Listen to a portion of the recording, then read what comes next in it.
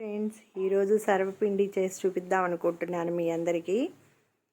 తెలంగాణలో ఇది పెద్ద ఫేమస్, మీకు కూడా తెలిసే ఉంటుంది.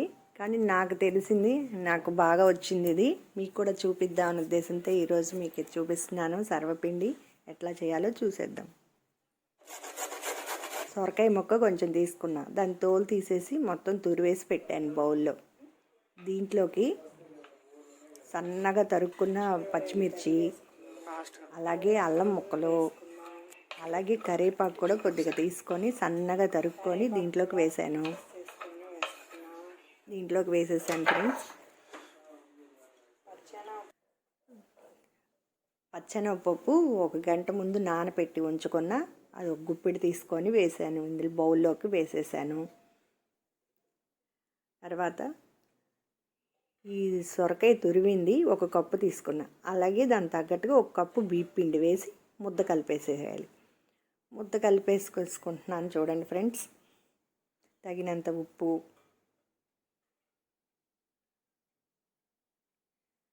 ముద్ద అయిపోయింది. ఇప్పుడు దాన్ని నేను ఇప్పుడు 3 ముద్దలు చేసుకున్నాను. పెద్ద పెద్ద ముద్దలు చేసుకోవాలి.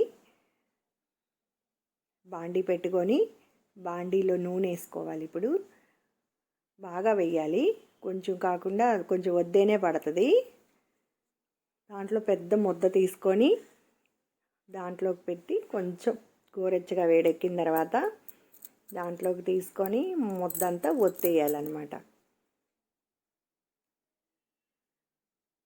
నా దగ్గర ఈ బాండీయే ఉంది ప్రస్తుతానికి. మీ దగ్గర గిన్నె మోడల్లో ఉన్న బాండీ ఉంటుంది కదా, ఆ బాండీలో అయితే వేగిన తర్వాత గిన్నెలాగా చక్కగా వచ్చి అట్లా వస్తుంది. మనం ఎంత సైజు ముద్ద తీసుకుంటే అంత సైజు వస్తుంది అనమాట. దాన్ని అంతా కూడా నింపేసేయచ్చు. నేను ఇట్లా తీసుకున్నాను, ఎంత ముద్ద తీసుకున్నానో అంత అప్పచ్చి వచ్చింది.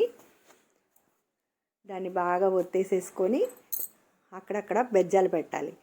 బెజ్జాలు పెట్టడం వల్ల ఏంటంటే దాని బెజ్జాల మధ్యలో నుంచి కూడా నూనె వెళ్ళి ఎక్కడా మిస్ అవ్వకుండా అంతా బాగా మగ్గి వేగుతుంది.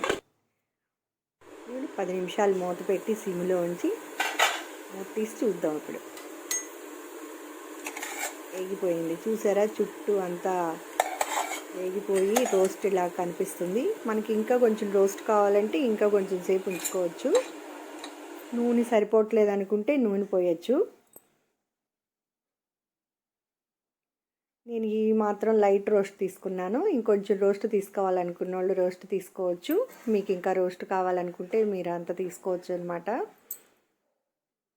నాకు దీంతో 3 ముద్దలు వచ్చాయి.